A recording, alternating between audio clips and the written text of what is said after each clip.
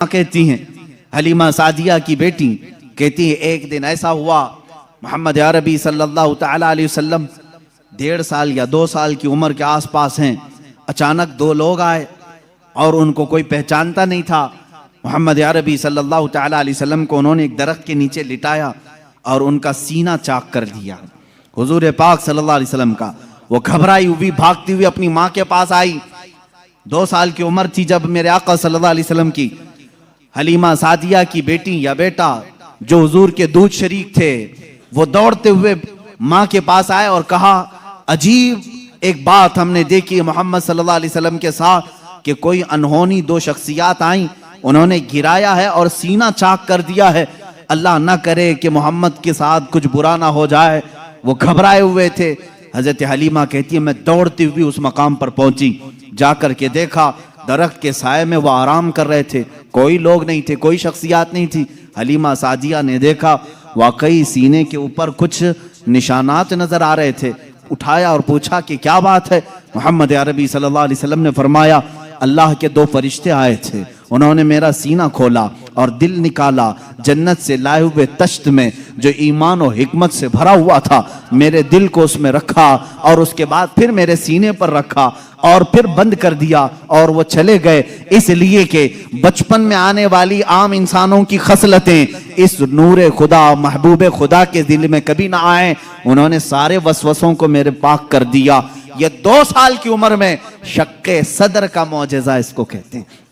क्या कहते हैं? शक्के सदर, सीना फट जाने वाला ये जो मौजज़ा है। हुजूर पाक सल्लल्लाहु अलैहि वसल्लम की जिंदगी पाक में 4 मरतबा इस तरह से हुआ। सीना शक हुआ, फरिश्तों ने आपका दिल मुबारक निकाला, जन्नती पानी से और जन्नत की नूर और हिकमत से भर दिया। मेरे अजीजों, फिर मैं सवाल करता हूं, तुम तो कहते हो 40 साल बाद नबी हुए, फिर ये मौजज़ा 2 साल की उम्र में कैसे पेश आया? मौजज़ा नबूवत के बाद मिलना चाहिए। नबी होने वाला अपनी नबूवत की दलील के लिए लोगों के सामने मौजज़ा पेश करता है। ये तो मैंने बचपन के वो हालात बताए। मेरे आका सल्लल्लाहु तआला अलैहि वसल्लम के इन हालात को देखकर हलीमा सादिया घबरा गईं और फिर वापस वो मक्का लेकर के आईं। अल्लाह के हबीब सल्लल्लाहु तआला अलैहि वसल्लम हज़रत आमिना के घर रहे। यहाँ के जो आपकी जिंदगी पाक के अय्याम हैं वो फिर अगले किसी मौजू पर मैं अर्ज करूंगा। आज मौजज़ात मुस्तफ़ा हमारा मौजू सुखन है। अल्लाह के नबी सल्लल्लाहु तआला अलैहि वसल्लम के कमालात और मौजज़ात बयान से बाहर हैं, बयान से बाहर है। किस चीज में आपने मौजज़ा नहीं दिखाया? दरख्तों में हो, पत्थरों में हो, जानवरों में हो, परिंदों में हो, मुर्दों में हो, आसमान के तारों, चांद, सूरज में हो, किस चीज में मौजज़े मेरे आका के नहीं है? हर चीज में। और रिज्क में वुसअत और बरकत के इतने मौजज़े हैं कि पूरी किताब उस पर लिखी गई। रिज्क में बरकत और वुसअत, अल्लाह के नबी सल्लल्लाहु तआला अलैहि वसल्लम ने जिस चीज को तनाउल फरमाया और किसी को दे दिया वो खत्म ही नहीं होती। यह मौजज़ा एक बार नहीं कई बार पेश आया, कई बार पेश आया। हजरत उमर फारूक रज़ियल्लाहु तआला अन्हु फरमाते हैं एक बार 440 लोग आए, 440 लोग हुजूर सल्लल्लाहु तआला अलैहि वसल्लम के पास आकर के उन्होंने कहा हमारी मेहमान नवाजी करें। रसूल करीम सल्लल्लाहु तआला अलैहि वसल्लम ने फरमाया उमर इनको खिलाओ। हजरत उमर ने कहा आका मेरे पास एक ही आदमी का खाना है, एक आदमी, ये 440 हैं। रसूल करीम सल्लल्लाहु तआला अलैहि वसल्लम ने एक खजूर उन्हें दी और फरमाया जाओ जितना खाना है उसी में से खिलाओ। हजरत उमर कहते हैं मैं ले गया, 440 लोग खाते रहे, मेरा खाना खत्म ही नहीं हुआ। वो खाकर चले भी गए, मेरा घर पूरा खा लिया, फिर भी खाना बाकी रहा। ये रिस्क में बरकत और वुसअत के एक नहीं बेशुमार मौजज़े हैं मेरे आका के। सुलह हुदैबिया के मौके पर मक्का मुकर्रमा जा रहे थे उम्रा की नीयत से। हुजूर अकरम सल्लल्लाहु तआला अलैहि वसल्लम, मक्का वालों ने बीच रास्ते में रोक लिया था और उसके बाद एक वक्त ऐसा आया कि लोगों के पास पानी खत्म हो गया, पानी नहीं था और एक कुआं करीब में था वो भी सूख चुका था। वो कुआं आज भी मक्का में मौजूद है, हमने उसकी जियारत की है। आप इन सऊदियों ने 4 साल पहले शायद एक कंपनी को ठेके में दे दिया और उस कंपनी के अंडर अब वो कुआं है, अभी उसे खत्म नहीं किया गया। तकरीबन 14 सदियों पुराना कुआं आज भी मौजूद है। वो सूखा हुआ बिल्कुल सूख चुका था। हुजूर पाक सल्लल्लाहु तआला अलैहि वसल्लम ने कुल्ली फरमाई और कहा उस कुएं में डाल दो। सहाबा कहते हैं हमने उस कुएं में पानी डाल दिया, थोड़ा सा कुल्ली का पानी था, कुआं लबालब भर गया। पानी से इतना भरा कि जितने लोग थे सबों ने उस कुएं से पानी पिया भी, वजू भी किया, जिसे गुस्ल की हाजत थी गुस्ल किया, अपने जानवरों को भी पिलाया। एक सहाबी से पूछा गया आप लोग कितने थे उस वक्त? वो कहते हम 1400 लोग थे, लेकिन मेरा यकीन है कि अगर 1 लाख होते तो भी पानी कम ना पड़ता। और उसके बाद वो कुआं कभी सूखा नहीं, आज भी पानी उसमें मौजूद है। और एक कुआं बीरे शिफा जिसको कहते हैं, उसके मुतालिक मैंने ये सुना है कि वो निहायत ही खारी पानी, कड़वा पानी, जानवर भी नहीं पीते थे। अल्लाह के नबी सल्लल्लाहु तआला अलैहि वसल्लम बदर से वापसी के मौके पर उसमें अपना लुआब पाक डाला। वो पानी आज भी मीठा है, आज भी मीठा है। इन सऊदियों ने उसमें सीमेंट भर दिया, डामर डाल दिया, तारकोल डाला, केमिकल डाला। उनके एतबार से ये शिर्क है। ये सब सुन्नी लोग आते हैं तबर्रुक समझ करके इस पानी को निकालते हैं, इसकी कोई असल नहीं, इसकी कोई सनद नहीं, इसका कोई सबूत नहीं। और इस गुस्से में उन्होंने कुएं में हर चीज डाली, लेकिन पानी भी बड़ा जिद्दी है, हर चीज को निकल करके फिर बाहर आता है। सारी चीजें खत्म होती हैं। अभी अभी 6 महीने पहले के सफर में भी पानी पी करके आए, उन्होंने वहां पहरेदार लगाए। आज भी पता नहीं बुग़्ज़ किस बात का है, बुग़्ज़ किस चीज का है। तुम्हें सिनेमा थिएटरों से तकलीफ नहीं हुई, बीरे शिफा से इतनी तकलीफ? तुम्हें बीच खोलने में शर्म और हया नहीं आई? मुस्तफ़ा करीम सल्लल्लाहु तआला अलैहि वसल्लम के उशाक और मोहब्बत करने वाले अगर तारीख की किसी चीज को दिल और जान से यकीन के साथ अमल करते हैं और उन्हें शिफा भी मिलती है, तो इनके पेट में दर्द क्यों होता है? हैरत की बात है। अजीजा ने गिरामी वकार, एक बात, एक फार्मूला तो मुझे समझ में आता है। हर आदमी अपने बड़ों की रविश पर चलता है, हर आदमी अपने आकाओं को जरूर खुश करता है। अल्हम्दुलिल्लाह हम उन तबर्रुकात पर मर मिटते हैं, जान देते हैं, इसलिए कि हमारे आकाओं का तबर्रुक है। और ये हर उस चीज को मिटाने की कोशिश करते हैं, इसलिए कि ये भी अपने आकाओं की नस्ल में से हैं। यहूदी हमेशा चाहते थे कि नाम मुस्तफ़ा मिटा दिया जाए, हमेशा चाहते थे। तौरात में खुरच खुरच करके नाम निकाले इन्होंने, लेकिन आला हज़रत फाजिल बरेलवी रज़ियल्लाहु तआला अन्हु ने ये फरमाया, तू घटाए से किसी के न घटा है न घटे, जब बढ़ाए तुझे अल्लाह ताला तेरा, मिट गए मिटते हैं मिट जाएंगे आदा तेरे, न मिटा है न मिटेगा कभी चर्चा तेरा। हुजूर पाक सल्लल्लाहु ताला अलैहि वसल्लम की कोई चीज तुम तारीख से नहीं मिटा सकोगे। बहरहाल रिज्क में बरकत और उसात के बेशुमार मौजज़ात हैं। एक बार तो कमाल की बात है, मकाम ज़ोरा पर हुजूर पाक सल्लल्लाहु ताला अलैहि वसल्लम तशरीफ फरमाए। यहाँ सहाबा कहते हैं हमारे पास पानी फिर खत्म हो गया। पानी कुछ भी नहीं था, ना कुआं करीब में था, कुआं था तो कुल्ली फरमाई, कुएं का पानी बाहर आया। हजरत मूसा अलैहिस्सलाम का मौजज़ा याद होगा आपको, आपने लकड़ी से पत्थर पर मारा, एक मर्तबा 12 चश्मे बाहर निकले। कुरान पाक में है, कुरान ने फरमाया फनफजरत मिन हुस्नता अशरत आइना, 12 चश्मे पानी के निकले थे। और इसलिए कि उनकी उम्मत में 12 कबीले थे, 12 कबीलों के लिए 12 चश्मे निकल गए। किस चीज से मूसा अलैहिस्सलाम ने मारा? अपने असा से। किस पे मारा? पत्थर पे। पत्थर से 12 चश्मे निकले। मुस्तफ़ा करीम सल्लल्लाहु ताला अलैहि वसल्लम सफर में, सहाबा तशरीफ लाए, शिकायत की पानी की।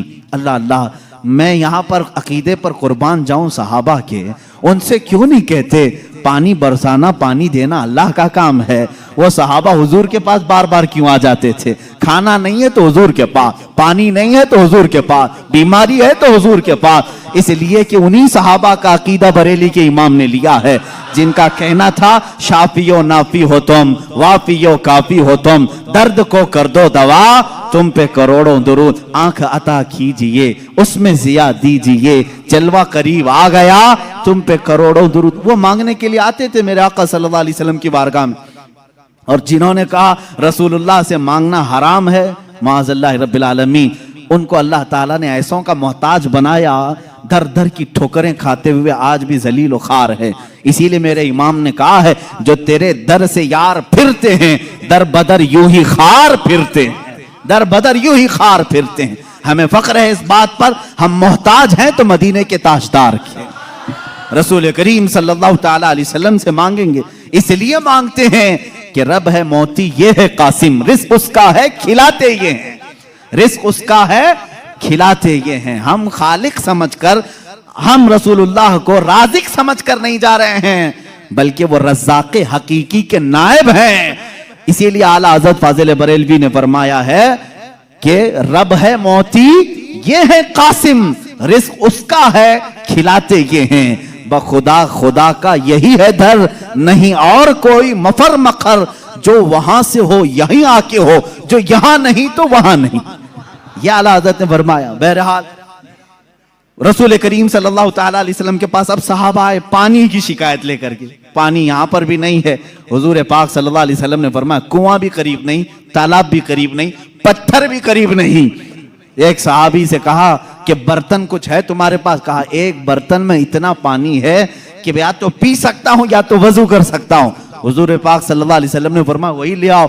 बर्तन को करीब रखा और अपना दस्ते मुबारक उसमें रखा। सहाबा फरमाते हैं हर उंगली पाक से पानी के चश्मे जारी थे, जैसे फव्वारे निकलते हैं, फाउंटेन जिस तरह होते हैं। हुजूर पाक सल्लल्लाहु ताला अलैहि वसल्लम की उंगलियों से चश्मे निकलने लगे। फिर इमाम अहले सुन्नत फाजिल बरेलवी फरमाते हैं उंगलियां हैं फैज पर, टूटे हैं प्यासे झूम कर। उंगलियां हैं फैज पर, टूटे हैं प्यासे झूम कर। नदियां पंजाब रहमत की हैं जारी, वाह वाह। पंजाब रहमत की, पंजाब रहमत का मतलब पंजाब जो हमारा है इसको इसीलिए पंजाब कहते हैं, 5 नदियां हैं वहां पर। मेरे आका सल्लल्लाहु ताला अलैहि वसल्लम के सिर्फ दस्ते मुकद्दसा में रहमत के पंजाब थे। 5 उंगलियों से 5 चश्मे निकले। और उस वक्त सहाबा फरमाते हैं हम तकरीबन 300 लोगों ने उससे वजू भी किया, पानी भी पिया, जानवरों को भी पिलाया। किस पानी से? उंगलियों से निकले हुए पानी। अब मैं पूछता हूं मेरे अजीजों, ये है मौजिज़ा जिसको खर्क़े आदत कहते हैं, जो अकल में ना आए, अकल में ना आए। हाँ एक बात तो समझ में आती, मूसा अलैहिस्सलाम ने लकड़ी मारी थी पत्थर पर और पत्थर से 12 चश्मे निकले, मौजिज़ा वो भी था। लेकिन हमने दुनिया में बहुत सारे फॉल्स देखे हैं जो पत्थरों से ही निकलते हैं। नहीं देखे आपने?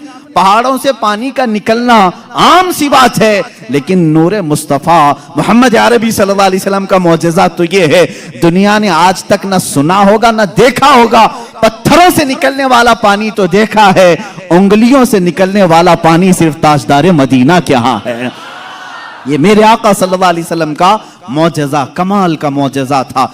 ये खाने पीने के मामलात में 1-2 नहीं, बहुत से मौजिज़ात हैं।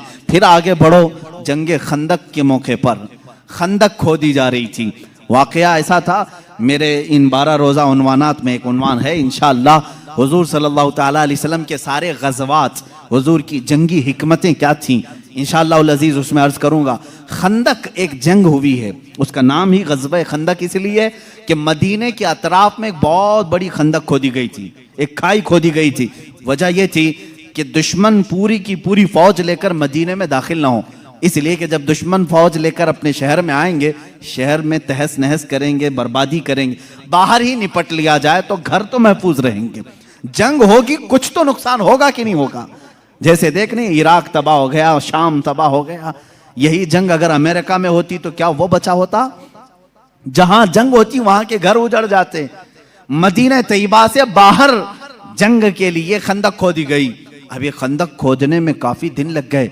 सहाबा उस जमाने में भूखे प्यासे फाका कशी में खंदक खोदते रहे। ऐसे नहीं कि सिर्फ सहाबा ने खोदा, अल्लाह के नबी सल्लल्लाहु ताला अलैहि वसल्लम ने खुद भी अपने हाथ से खंदक खोदी है। एक बार सहाबा फरमाते हैं बड़ा पत्थर आ गया, किसी से नहीं टूटता था, हिलता भी नहीं था। उस वक्त रसूल करीम सल्लल्लाहु अलैहि वसल्लम को उन्होंने खबर दी। अल्लाह के हबीब सल्लल्लाहु ताला अलैहि वसल्लम तशरीफ लाए। मेरे अजीजों, मेरे आका का एक मौजज़ा ये भी था, जितने सहाबा थे उनके पास जितनी ताकत थी, सबसे ज्यादा ताकत मेरे मुस्तफ़ा के पास भी थी।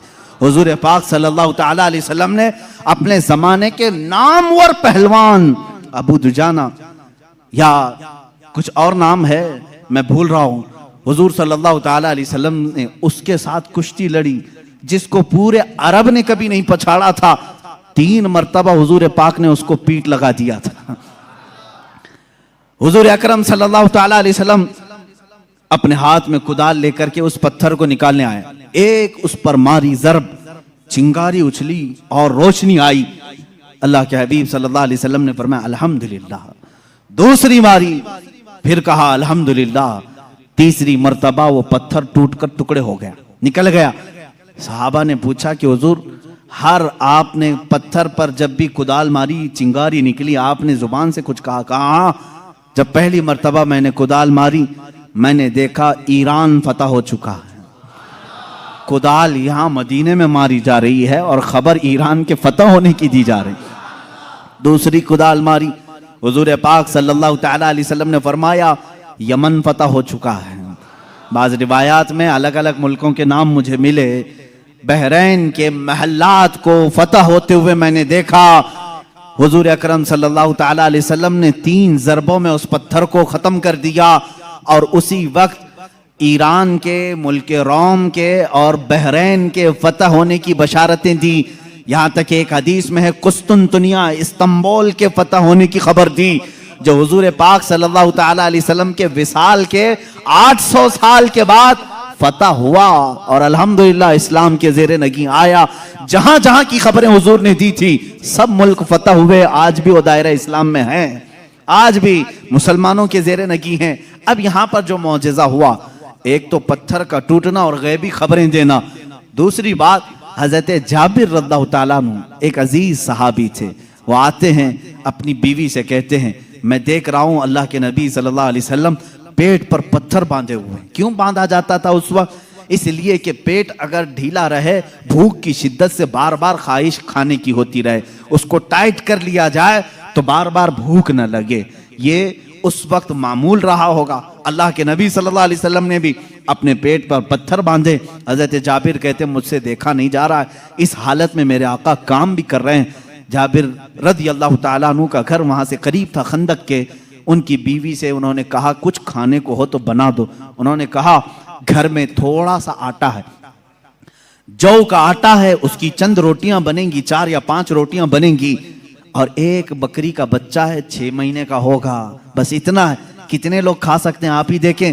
कहा इतना ही ज़बह कर, मैं रसूल पाक सल्लल्लाहु अलैहि वसल्लम को, हज़रत अबू बकर को, हज़रत उमर को, और मैं रहूंगा, मेरे घर वाले रहेंगे, खिला देंगे। वो आए, कान में आकर के हुजूर से कहा या रसूल अल्लाह सल्लल्लाहु ताला अलैहि वसल्लम, घर में एक छोटा सा बकरी का बच्चा है, हमने ज़बह किया है, थोड़ा सा आटा है, आप अबू बकर उमर घर पर तशरीफ लाएं। अल्लाह के नबी सल्लल्लाहु अलैहि वसल्लम ने दावत कबूल कर ली। कहा जाबिर जाओ तुम खाना बनाओ, लेकिन जब तक मैं ना आऊं हांडी चूल्हे से ना उतारो और रोटियों के टुकड़े ना करो। हुजूर पाक सल्लल्लाहु अलैहि वसल्लम की ये बात सुन करके वो जाने लगे थे। अभी हुजूर ने पलटकर जितने सहाबा थे कहा ए मेरे सहाबा, जाबिर के घर में सबकी दावत है, चलो। जाबिर के घर में दावत, 1500 सहाबा थे, 1500 सहाबा। हजरत जाबिर घबरा गए, दौड़ते हुए आए, अपनी बीवी से कहा ए खातून बड़ा गजब हो गया, मैंने 3 को दावत दी थी, हुजूर ने 1500 को बुलाया है। उनकी शरीक हयात एक सहाबिया थी, तवक्कुल के आला दर्जे पर थी। पूछती हैं ए जाबिर आपने बुलाया है या रसूलुल्लाह ने बुलाया है? हजरत जाबिर कहते मैंने किसी को नहीं बुलाया, रसूलुल्लाह ने बुलाया है। कहते फिर फिक्र छोड़ो, जिन्होंने बुलाया वही खिलाएंगे, जिन्होंने बुलाया वही खिलाएंगे। हमको इस बात की क्या फिक्र है, हमें तो खाना बनाना है, वो आएंगे, जिसको उन्होंने दावत दी वो खिलाएंगे। हमने 3 को दावत दी, हम 3 को खिलाएंगे, रसूल ने जितनों को दावत दी वो उनको खिलाएंगे। ये खातून का अकीदा देखें, सहाबिया हैं। हजरत जाबिर रज़ियल्लाहु ताला अन्हु फरमाते हैं घर मेरे आका तशरीफ लाए, घर में बैठने की जगह भी 10 लोगों की थी, 10 लोग बैठ सकते थे। अल्लाह के हबीब सल्लल्लाहु ताला अलैहि वसल्लम तशरीफ लाए और उस हांडी को जो चूल्हे पर रखी हुई थी कहा इसको उतारना नहीं, उसमें अपना लुआबे पाक डाला और उसके बाद फरमाया निकाल कर देते जाओ। हजरत जाबिर कहते हैं 10-10 लोगों का खाना निकालता था, रोटियां दस्तरखान पर बिछाई जाती थी। शाम हो गई, 1500 सहाबा खा लिए, अभी मेरी हांडी में आधा खाना बाकी ही रहा। ये मौजिज़ा है मेरे आका सल्लल्लाहु अलैहि वसल्लम का। रिस्क में वुसअत और बरकत सिर्फ लुआबे पाक से जो बराबरी का दावा करते हैं वो भी अपने घर की हांडियों में थूक के दिखाएं, तुम्हारे घर वाले ना खाएं। मुस्तफा करीम सल्लल्लाहु अलैहि वसल्लम जिस पे लुआब लगा दें 1500 जलीलुल कद्र सहाबा खाएंगे भी और हांडी में बचा भी रह जाएगा। अजीजा ने गिरामी, बराबरी का दावा ना करो वरना थूकोगे तो मर जाओगे। तुम्हारे घर में कभी जहर ना हो जाए तुम्हारे थूक में, थूकोगे तो बच्चे मर भी जाएंगे। बहरहाल ये मौजिज़ा एक ही नहीं पेश आया, तीन मौजिज़े यहां पर आए। तीन मौजिज़े हजरत जाबिर के घर में तन्हा हुजूर पाक सल्लल्लाहु ताला अलैहि वसल्लम दावत के लिए आए भी। उसके बाद दूसरी बात ये भी हुई, उनके घर में एक हादसा हो गया था। उनके घर में हादसा ये हुआ, बकरी को ज़बह किया था बाप ने, हजरत जाबिर ने, उनके 2 बच्चे थे। दोनों बच्चों ने देखा और बड़े बच्चे ने छोटे बच्चे को बुलाया, आ मैं तुझे दिखाता हूं अब्बा बकरी को ज़बह कैसे कर रहे थे। छुरी लिया और छोटे बेटे को ज़बह कर दिया, गला काट दिया। और जैसी खून निकलने लगा मां ने देखा, घबराई, बच्चे को पकड़ने के लिए कि चाकू उसके हाथ में थी। वो दौड़ता हुआ छत पर चढ़ा और पांव फिसला, छत से गिरा। नीचे गिरते ही सर पर चोट आई, वहीं फौत हो गए। एक साथ 2 बच्चों का इंतकाल किस वक्त, जिस वक्त हुजूर की दावत घर में हो रही। हजरत जाबिर को मालूम नहीं था, वो खाना बनाने का हुक्म देकर चले गए थे। यहां दोनों बच्चे फौत हो चुके थे, लेकिन उस वफा शियार खातून के जज्बे को हजारों सलाह। दोनों बच्चों की लाशों को उठाई, घर के एक कोने में लेकर आई और उन पर चादर डाल दिया। कहा आज मैं न रोऊंगी न चीखूंगी, इसलिए कि मेरे घर रसूल खुदा तशरीफ ला रहे हैं। मैं अपने गम को उस दावत पर भारी होने नहीं दूंगी। मेरे अजीज, किसी माँ का कलेजा अगर बर्दाश्त कर सकता है अपने बेटे की मौत का गम, तो मुझे बताओ दुनिया की कोई ऐसी औरत। ये वो औरतें थी जिनके मुतालिक कुरान ने कहा रदियल्लाहु अन्हुम व रदू अन, अल्लाह इनसे राजी हो गया और ये अल्लाह से राजी हैं। ये खातून चादर ओढ़ा करके दोनों बच्चों की लाश पर रखी हुई हैं। मेरे आका सल्लल्लाहु अलैहि वसल्लम जिस वक्त घर में आए, खाने के लिए दस्तरखान पर जब बैठे, आपने लुक़मे उठाए। उसके बाद हजरत जाबिर से कहा, जाबिर तुम्हारे बच्चे नहीं दिखते, कहाँ हैं? वो बीमार थे। बीवी से आकर के कहा, खातून कहाँ हैं बच्चे?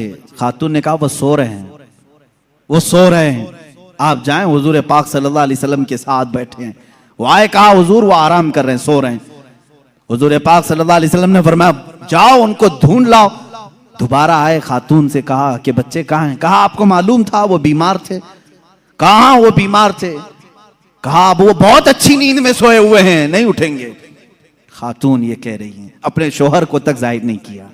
हजरत जाबिर दोबारा, तीसरी बार मेरे आका सल्लल्लाहु अलैहि वसल्लम ने फरमाया, जाबिर मुझे अल्लाह का हुक्म है कि मैं तेरे बेटों के साथ खाऊं।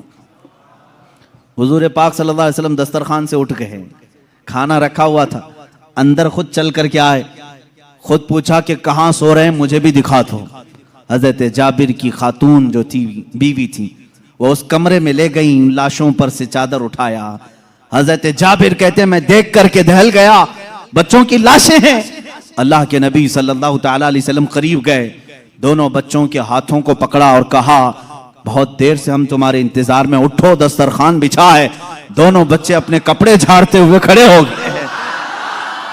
मूसा ईसा अलैहिस्सलाम के मुर्दों को जिंदा करने का मौजज़ा तुमने सुना होगा। नबी रहमत सल्लल्लाहु ताला अलैहि वसल्लम अपने गुलामों के घर में जो फौज शुदा शहजादे थे उन्हें जिंदा भी किया और अपने दस्तरखान पर बिठाया भी। और ये बच्चे सिर्फ थोड़ी देर के लिए जिंदा नहीं हुए थे, फिर एक लंबी जिंदगी इन्होंने गुजारी मेरे आका की सोहबत में और हदीसें भी रिवायत की। ये हुजूर अकरम सल्लल्लाहु अलैहि वसल्लम का मौजज़ा। 2 मौजज़े एक ही घर में। तीसरा मौजज़ा ये है, ये रहमत आलम सल्लल्लाहु ताला अलैहि वसल्लम जिस घर पर जाएं उस घर के रहमो करम की बातें ना पूछो, वहां बरकत ही बरकत है। पूरा खाना खाकर जब सहाबा चले जा रहे थे, सारी हड्डियों को जमा किया। मेरे आका सल्लल्लाहु अलैहि वसल्लम ने फरमाया वही बकरी का 6 माह का बच्चा था। अल्लाह के नबी सल्लल्लाहु अलैहि वसल्लम ने कहा ए बकरी खड़ी हो जा। बकरी अपना कान झाड़ते हुए खड़ी हो गई। हजरत जाबिर को उनकी बकरी वापस दी गई। अजीजा ने गिरामी, ये मुस्तफ़ा करीम सल्लल्लाहु ताला अलैहि वसल्लम के नाज हैं। और उनके अंदाज हैं। जिस घर में गए सारों को खिलाया भी और खिलाने वाले के बच्चों को भी जिंदा किया, बकरी को भी जिंदा किया। तुम्हारा माल तुम्हें दे दिया गया और सबको खिला भी दिया गया। रिस्क में वुसअत व बरकत के एक दो नहीं बेशुमार मौजिज़े हैं अल्लाह के नबी सल्लल्लाहु तआला अलैहि वसल्लम के। मेरे अजीजों, इनके अलावा जो मौजिज़ात बड़े हैं, जिसको शक्कुल कमर का मौजिज़ा कहा गया है और रद्दे शम्स का मौजिज़ा कहा गया है। शक्कुल कमर चांद के टुकड़े कर देना, रद्दे शम्स सूरज को फेर देना, ये बड़े मौजिज़ात में से है जिनके तज़किरे अहादीस की किताबों में है और सही अहादीस में मौजूद है। मक्का मुकर्रमा में भी जादूगर थे, लोग जादू समझते थे। उस वक्त अल्लाह के नबी सल्लल्लाहु तआला अलैहि वसल्लम से कई लोगों ने जिन जिन मौजिज़ात का सवाल किया, हुजूर पाक ने वो उन्हें करके दिखाया। एक अराबी शख्स, एक देहाती आया और उसने कहा, ऐ मोहम्मद अरबी सल्लल्लाहु तआला अलैहि वसल्लम, मैं आपको अल्लाह का रसूल कैसे मान लूं? मेरी अकल है, आप किसी उस्ताद के पास नहीं गए, मैंने कभी आपके मुतालिक सुना नहीं कि कोई उस्ताद आपको पढ़ाया, फिर भी आपके जुबान से जो अल्फाज निकलते हैं वो कमाल के हैं। बहरहाल मैं आपको अल्लाह का रसूल कैसे तस्लीम करूं? हुजूर पाक सल्लल्लाहु तआला अलैहि वसल्लम ने उससे पूछा कि क्या मैं तुझे ये सामने वाले दरख्त से कहलवा दूं कि मैं अल्लाह का रसूल हूं, तू मान लेगा? उसने कहा हाँ मान लूंगा, दरख्त भला बात भी कर सकता है। हुजूर पाक सल्लल्लाहु अलैहि वसल्लम ने फरमाया, जा उस दरख्त से कह दे अल्लाह के रसूल बुला रहे हैं। हुजूर ने नहीं बुलाया, उस देहाती से कहा, ये बात तवज्जो चाहता हूं, इस नुक्ते को समझो। हुजूर हुक्म दे दरख्त आ जाना चाहिए ना। हुजूर ने फरमाया उस देहाती से जो देखने आया था, जा तू खुद बोल कि अल्लाह के रसूल बुला रहे हैं। वो गया देहाती, दरख्त को मुखातिब करके कहा, ऐ दरख्त तुझे अल्लाह के रसूल बुला रहे। हदीस पाक में वो दरख्त अपने जड़ों समेत बाहर आया, काफी बड़ा दरख्त है और झूमते हुए जैसे पिंडलियों पर इंसान चलता है बारगाह मुस्तफा में आया और ऐसे झुका जैसे इंसान रुकू में झुकता है। और उसके बाद उस दरख्त से आवाज आने लगी, अशहदु अन्नका रसूलुल्लाह, गवाही देता हूं कि आप अल्लाह के रसूल हैं। अल्लाह के नबी सल्लल्लाहु अलैहि वसल्लम ने फरमाया, दरख्त तो अपने मकाम पर वापस चला जा। वो दरख्त फिर वहीं चला गया जहां था वहीं। आज भी मक्का मुकर्रमा में उस दरख्त की जगह पर एक मस्जिद बनाई गई है। ये तुर्कियों की बदौलत बनी थी, वहाबियों की बदौलत नहीं। उस मस्जिद को मस्जिद शजरा कहते हैं, दरख्त वाली मस्जिद। उस देहाती ने बाद में कहा, ऐ अल्लाह के रसूल, जब दरख्त आपको अल्लाह का रसूल मानते हैं और सजदा करते हैं, उनसे ज्यादा हक तो इंसानों का है। मैं सजदा करूं आपको, मैं अल्लाह का रसूल मानूं? अल्लाह के नबी ने फरमाया, अल्लाह ने अपने अलावा किसी और के लिए सजदा हलाल नहीं किया, सजदा सिर्फ अल्लाह का होगा।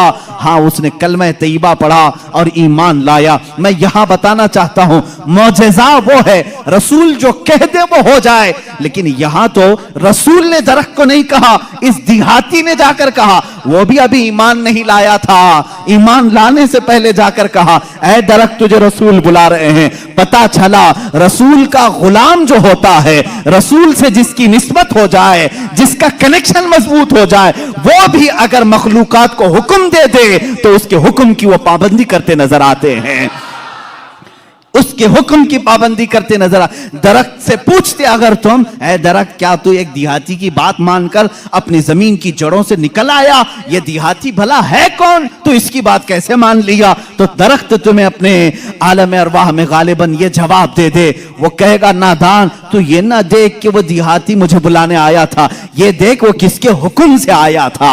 जिसका हुक्म था उसके हुक्म पर मैं बजा लाने के लिए इस अमल को किया। अजीजा ने गिरामी वक़ार, ये दरख्तों के मौजज़े ये ऐसे नहीं हैं कि सिर्फ हम लोगों ने लिखे हैं।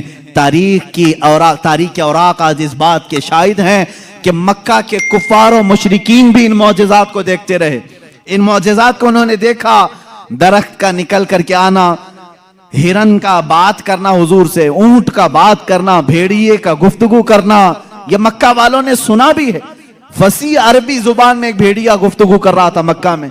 एक आदमी ने, मक्के वाले ने देखा भेड़िया गुफ्तगू कर रहा है अरबी में, उसका शिकार इसने छीन लिया था। उसने कहा, अल्लाह ने जो मुझे रिस्क दिया तूने छीन लिया। इसने पलट करके कहा, क्या जानवर भी अरबी बोलते हैं? उस भेड़िए ने जवाब क्या दिया सुनी। उस भेड़िए का जवाब वो आशिक रसूल होगा। उसने कहा, ए नादान, जानवर का बात करना इतने ताज्जुब की बात नहीं, इससे बड़े ताज्जुब की बात तो यह है अल्लाह का सबसे मुकद्दस रसूल मक्का में है और तू ईमान नहीं लाता। इससे